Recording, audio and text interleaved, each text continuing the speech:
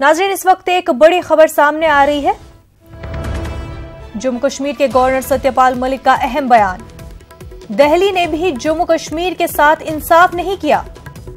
रियासत में तालीमी शोबे का हाल खराब है। आज तक 60 साल से हुकूमत ने तालीमी शोबे को संजीदगी से नहीं लिया। तालीम में हर मसले का हल है। नौजवानों के मसाइल से निपटना सबसे बड़ा चैलेंज है, ऐसा कहना है सत्यपाल मलिक का।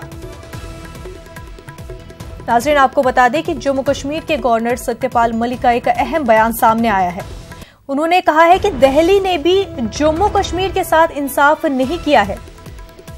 उनका कहना है कि रियासत में तालीमी शोबे का हाल बहुत ही खराब है।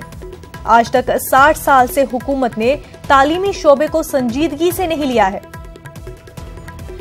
सत्यपाल मलिक का कहना है कि नौजवानों के मसाइल से निपटना सबसे बड़ा चैलेंज है।